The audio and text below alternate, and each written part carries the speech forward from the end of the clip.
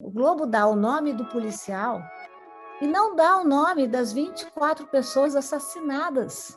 O que significa isso, se não uma política premeditada de anonimato? As pessoas livres, negras e forras, né, tinham que andar com carteira de liberdade no bolso, porque senão elas seriam presas por suspeita de escravo. A linguagem é um lugar de atualização da hierarquia e do poder.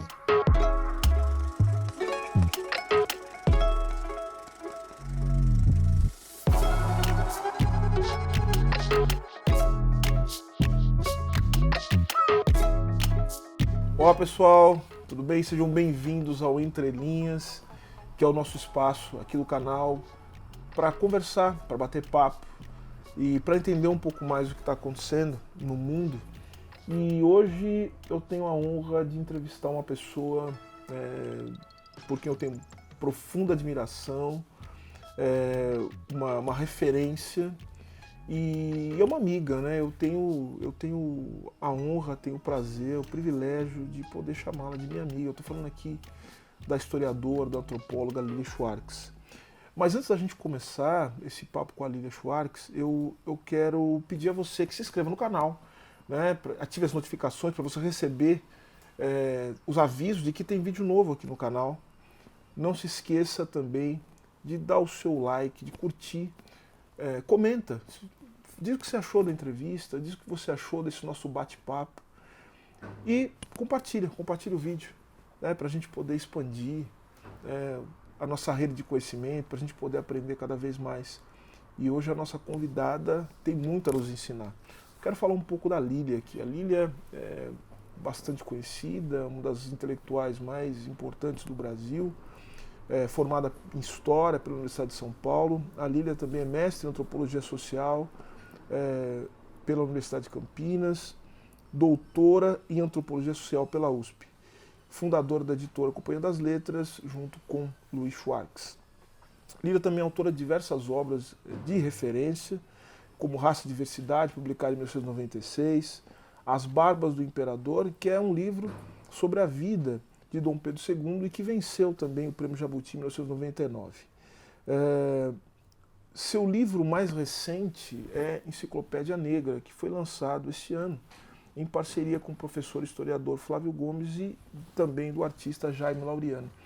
Há um livro da Lilia também, que eu não posso deixar de citar, foi muito importante também para uma série de reflexões que faço e que constam também nos meus trabalhos em racismo estrutural, que é o espetáculo das raças. Obrigado, viu, pela honra, pelo apoio, pela amizade, né? Eu faço questão de falar isso, pela amizade. Você durante esse tempo que nos conhecemos e a gente costuma brincar sempre, né? Desde a primeira vez que nos vimos, né?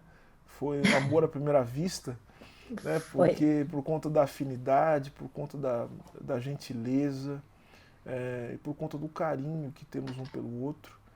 Não, sou eu que agradeço. Quando eu recebi o convite, o pessoal está de prova, eu comemorei, abri champanhe, né? Falei, vou, claro que vou. Eu sempre digo que o Silvio é meu novo velho amigo, né? É um fenômeno muito estranho entre nós, mas eu conheci o Silvio, acho que fazem 2 anos, 3, né, Silvio, eu diria. Uns 3 anos, uns 3 anos. Igual que eu conheci, eu falei, olha, eu conheço o Silvio desde criancinha, né? Então eu agradeço o carinho.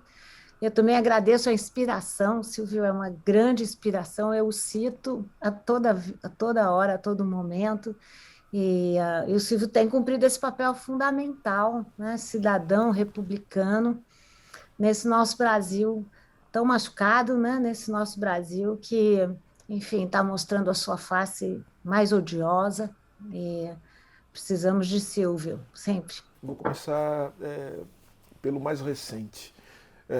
Fala um pouco dessa sua última empreitada, dessa sua última incursão, que é a Enciclopédia Negra, né?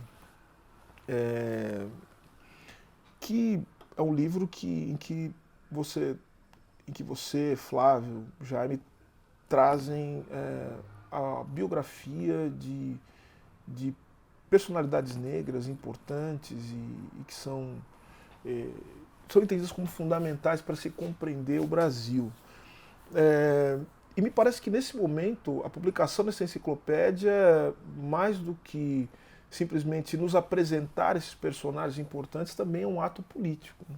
Queria que você falasse um pouco do que foi essa decisão de publicar esse livro, e de como você espera que esse livro tenha impacto, né? Todo livro é um ato político, mas esse eu vou tentar explicar como é um ato político bastante especial. Eu trabalho com o Flávio Gomes, que é um historiador negro, especializado em insurreições, quilombolas, quilombos, há muito tempo, né? Juntos nós publicamos o Dicionário da Escravidão e da Liberdade, que você tem um artigo fundamental. Não, não é no Escravidão e Liberdade, tem no Dicionário da República, desculpe. Porque ao ver como é tudo a mesma coisa. E esse livro, A Escravidão da Liberdade, é um livro que traz 50 verbetes de historiadores negros. O livro foi muito bem, Jabuti também e tudo mais, mas quando nós publicamos, eu acho que é um fenômeno, porque nós mostramos como não existe uma escravidão só do Sudeste, do Rio de Janeiro ou de Salvador, como existem várias realidades, o que eram as crianças escravas, o que mulheres escravizadas, o que eram os tropeiros escravizados, o que eram as relações com indígenas. Mas nós ficamos pensando numa questão muito importante, que no Brasil, nós começamos, por conta dessa rica historiografia da escravidão, que surge muito atrelada ao movimento negro, que é muito importante, nós começamos a ver a multidão. Muitas vezes é mais fácil ver a multidão do que ver as pessoas. E é muito impressionante, falávamos disso, não é, Silvio, antes de começar, como as pessoas negras sofrem de uma dupla morte, que é a morte física e a morte da memória, que é uma morte mais, não sei qual é a mais violenta, ambas são. Poucas vezes nós falamos, né, nos nomes, nas almas, nas subjetividades das pessoas. Nós, em geral, nos referimos aos silêncios da historiografia, às invisibilidades, e é preciso perguntar silêncios para quem, né? Porque nas suas épocas, nos seus locais, essas pessoas não foram nada invisíveis e nada silenciosas. Então, nós já no Dicionário da Escravidão e da Liberdade, nós chamamos o artista negro também, o Jaime Laureano, que tem uma obra artística muito impactada pela realidade negra, sem perder em nada a estética, né, o seu projeto estético. Ele fez a capa do dicionário e ele era uma capa maravilhosa que abre, vira um imenso pôster do Brasil, com termos como chacina, racismo estrutural e tudo mais. E nós tivemos essa ideia, isso era em 2018, que era necessário chegar às pessoas. E começamos, Flávio e eu, a rascunhar como é que nós faríamos uma enciclopédia. Eu jamais tinha feito uma enciclopédia, que é muito difícil concebê-la. Quem entra, quem não entra, né? Qual o tamanho? E nós estabelecemos uma série de marcadores sociais da diferença importantes. Gênero, por exemplo, gênero e sexo. Eu disse ao Flávio que nós poderíamos ter mais mulheres, ou população LGBTQ+, mas não poderíamos ter mais homens. Também estabelecemos um marcador de região. Nós não queríamos que qualquer região do país estivesse fora. Não existia Acre no século XIX, mas nós queríamos pessoas do Acre. Também não queríamos parar na imagem de que pessoas negras só foram escravizados. Não foram. Então, o período vai, a enciclopédia vai o período do pós-abolição, que nós dois sabemos, tem data para começar, 13 de maio de 88, mas não tem data para terminar. E aí estabelecemos um outro critério, que era um critério temporal, íamos do 16 até o 21, mas com um corte. São pessoas que já faleceram. E, na verdade, até nesse momento em que o livro foi publicado, é muito significativo, né? Porque, como dizem os Yanomami, se nós não soubermos lidar com a morte, se nós não soubermos louvar aqueles que se foram e a nossa ancestralidade, nós não saberemos lidar com os vivos também. Então, o livro é uma homenagem aos ancestrais africanos do Brasil, né? Ou seja, que fizeram esse país também, né? Escrevemos muito mais verbetes do que nós podíamos publicar, mas vão ter surpresas no projeto, e continuamos com o projeto. É impressionante que todo mundo que entra vira parceiro, né?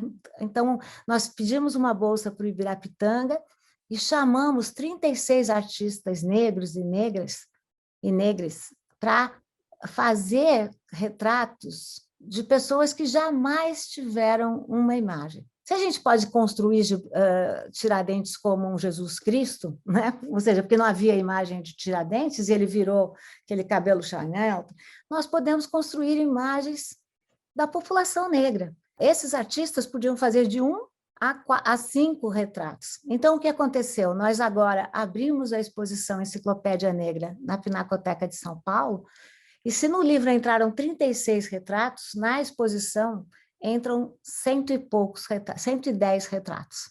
E nós vamos distribuir pelas escolas públicas kits com esses retratos, com 12 retratos, e a ideia é que a enciclopédia seja um ponto de partida, não de chegada, e que os alunos multipliquem as imagens dos seus ancestrais, as imagens de políticos, as imagens de líderes religiosos, as imagens de líderes quilombolas, as imagens dos profissionais, né, negros que estão por aí. E vamos ter também um livro que está sendo feito pelos NEABs, que são os núcleos, né, de cultura afro-brasileira. Esse livro vai se chamar Vidas Negras, e os NEABs de todo o Brasil estão enviando verbetes, imagens, né, de pessoas que nós reconhecemos no século XVI, XVII, XVIII, XIX, mas que estão vivas e produzindo esse nosso Brasil, e com muito afeto. Então, também vamos produzir vídeos, né, com os artistas que participaram falando do processo de produção. Enfim, a enciclopédia ainda tem muitos desdobramentos e ela pretende ser, Silvio, um mutirão pela boa memória no Brasil. Só para terminar, em 2022, nós vamos celebrar, entre outras coisas, o centenário da nossa independência, e a pergunta que nós vamos ter que nos fazer, eu sou branca, e tenho que fazer, como branca, como aliada, né? É que independência nós vamos querer comemorar. Uma independência tão europeia, tão branca, tão masculina, ou vamos finalmente falar dos vários protagonistas que fizeram essa nossa independência?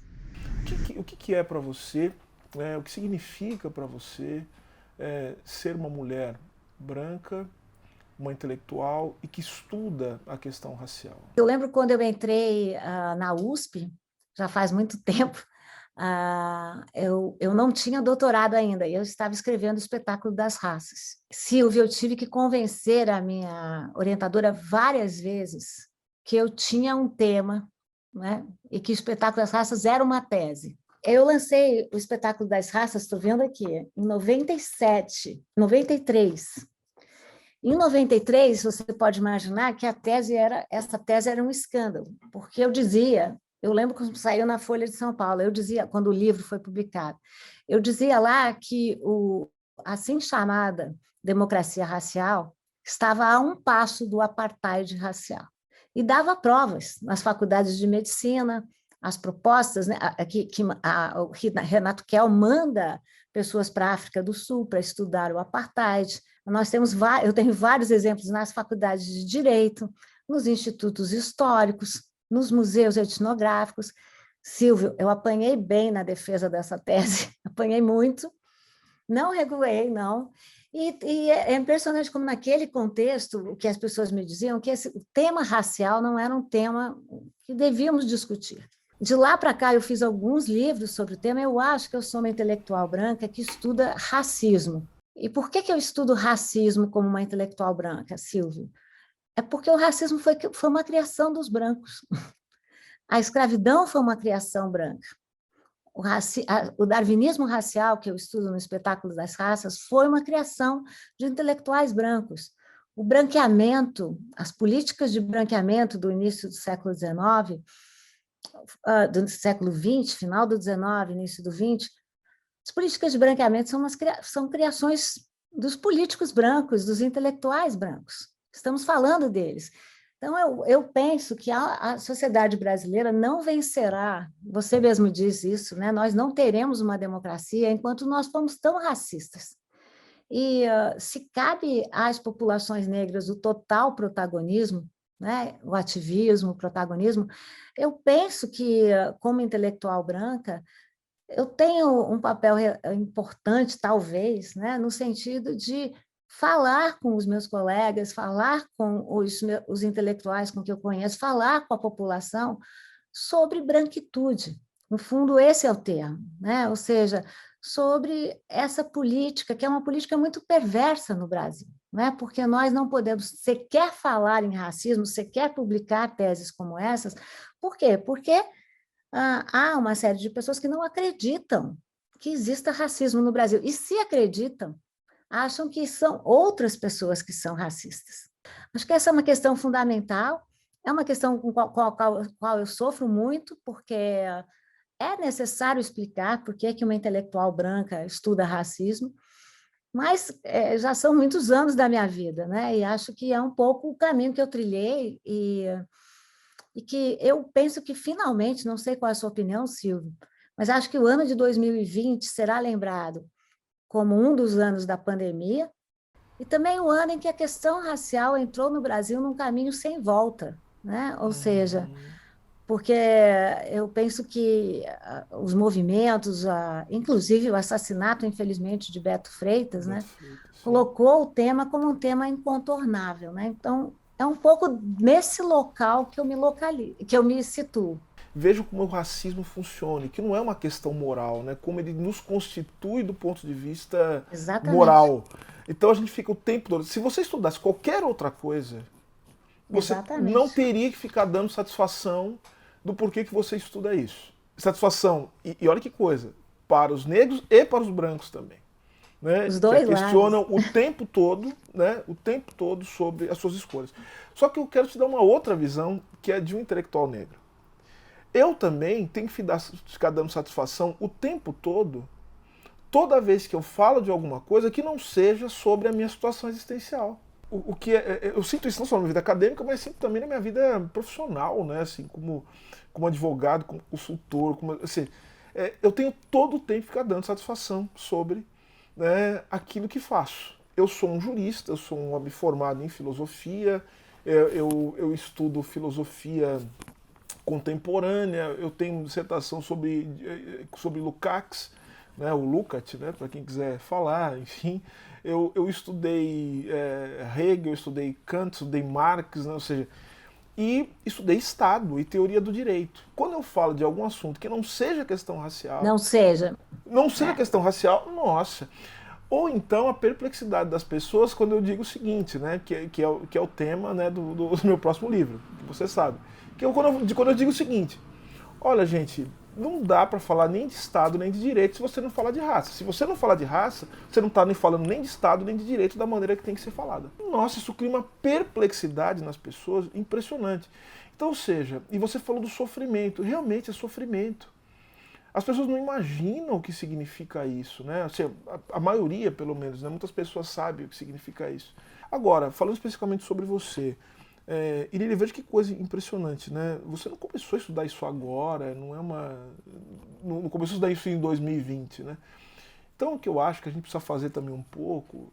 Primeiro, a gente precisa começar a, a ver quem são as pessoas que sempre tiveram um compromisso com isso e que a gente precisa dialogar com as pessoas sempre. Ele precisa começar também a ter um pouco mais, e eu tenho cobrado isso, inclusive em relação a mim e a outras pessoas que me cercam, a gente precisa começar a ter um pouco mais de respeito pelas pessoas. Se a gente não começar a estabelecer uma linha, né, que nos separa daqueles que querem nos destruir, e o que nos separa daqueles que querem nos destruir é também o fato de que nós nos tratamos com respeito. Eles se maltratam e eles nos maltratam. Só que o que nos difere deles, o que nos torna legítimos para combatê-los, é justamente o fato de que a gente é capaz, né, de combatê-los com muita força, mas nós os combatemos, né, a partir do momento em que nós nos respeitamos uns aos outros. Eu tenho duas questões para te fazer. A primeira delas é comentar um pouco sobre os seus estudos sobre autoritarismo, né? Então, em 2019, você publicou sobre o autoritarismo brasileiro. Uma das coisas que você aponta no livro, e que também, o que também você recolocou também na entrevista que deu ao programa Roda Viva, que, frase, né, nosso presente está lotado de passado. Me parece que foi estabelecido um vínculo, né, entre o Brasil colonial e o Brasil que temos hoje. Só lembrando, né, hoje a gente está no dia 7 de maio, essa entrevista está sendo gravada, e só que no dia 6 de maio, ontem, houve a maior chacina da história do Rio de Janeiro, em que 25 pessoas, é o número dado até agora, foram mortas. Essas pessoas foram genericamente, né, tratadas de suspeita, não se deu o nome dessas pessoas, não se sabe em que circunstâncias foram mortas, e como sempre acontece, e como nada acontece também, as cenas desses assassinatos foram alteradas, adulteradas pela polícia mesmo, ou seja, que mexeu nos corpos, tudo ao contrário daquilo que se determina quando esse tipo de coisa acontece. As imagens são horríveis, as paredes, as casas foram invadidas, as pessoas tiveram suas casas todas reviradas, cheias de sangue nas paredes, no chão, assim, uma imagem horrorosa, uma imagem terrível. Como isso demonstra esse passado que não passa? Porque tem pessoas que acham que tudo que a gente está vivendo é simplesmente uma ausência de um choque civilizatório que de alguma maneira não retirou os resquícios da escravidão que vive entre nós. Só que você, no seu espetáculo das raças, você demonstra de maneira assim, muito interessante que justamente parte do que nós vivemos hoje, o racismo, ele é o resultado de uma construção pós-abolição e no período republicano. Bom, no livro eu começo partindo de dois pressupostos, né? Esse livro saiu em maio de 2018, 19, e foi considerada a primeira reação impressa ao governo Bolsonaro. Eu parto de dois pressupostos. O primeiro é que, para as pessoas que reagiram com surpresa à eleição de Jair Bolsonaro, eu digo lá que nós sempre fomos autoritários, não é agora. E a segunda é que o presente está cheio, lotado de passados. Eu não acredito em determinismo histórico, né? Então eu penso que não adianta a gente falar, não, isso aí é culpa do passado. O livro começa e termina com a questão racial, começa com um capítulo chamado Escravidão e Racismo e termina com Raça e Gênero, né? Quase ao final. Porque eu acho que nós recebemos um legado pesado, um legado da escravidão. Dos 12 milhões de africanos e africanas que tiveram que deixar compulsoriamente seu país, 10 milhões chegaram com vida às Américas, um número assombroso. E desses 10 milhões, 4,8 milhões tinham como destino o Brasil. Nós também naturalizamos a escravidão. Tivemos escravizados e escravizadas no Brasil inteiro. E o que me impressiona mais é que nós naturalizamos a linguagem da escravidão. Ou seja, postergamos a linguagem da escravidão, demos perenidade a ela, que é uma linguagem profundamente hierarquizada. A escravidão tinha seus dias contados na década de 80 e foram quando tomaram força as teorias do darwinismo racial. Nenhuma teoria entra naturalmente. Uma teoria só entra dessa maneira, né, vira voga, porque havia interesse em explicar a desigualdade no Brasil, que agora não são mais teorias científicas, mas são teorias do senso comum. E eu penso, como diz o antropólogo Clifford Geertz, que o senso comum é uma teoria poderosíssima, tão poderosa como as teorias científicas e por vezes mais. Então, eu tenho certeza que nós estamos recriando, reinventando em largas bases o racismo estrutural, o racismo institucional que você mostra.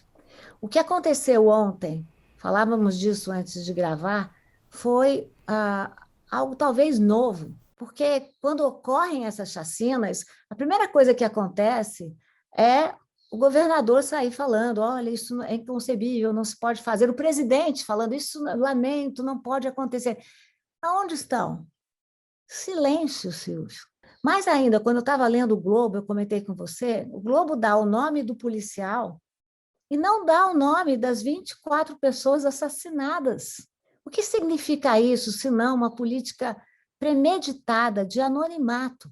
O silêncio das autoridades, né, responsáveis, né, quer dizer, o governador, que é o comandante em chefe das polícias em nível estadual, mas o que me chamou a atenção foi a fala dos subordinados, né, a fala dos policiais, assim, ou seja, nenhum arrependimento. Nenhum arrependimento, muito pelo contrário, assim, nomeando inimigos, né, ou seja, dizendo assim, veja, E geralmente a gente está acostumado eles nomeando como inimigos as pessoas com quem eles supostamente entrariam em confronto, eles colam a pecha, né, de traficantes, tal, essa coisa toda, mas eles declararam guerra contra setores da sociedade que pedem respeito aos direitos humanos e que pedem respeito à Respeito. ordem constitucional.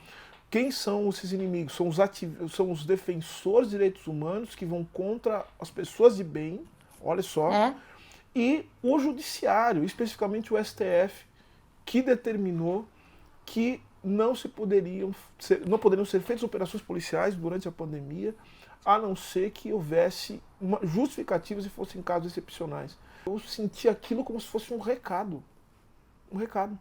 É como se a fronteira entre...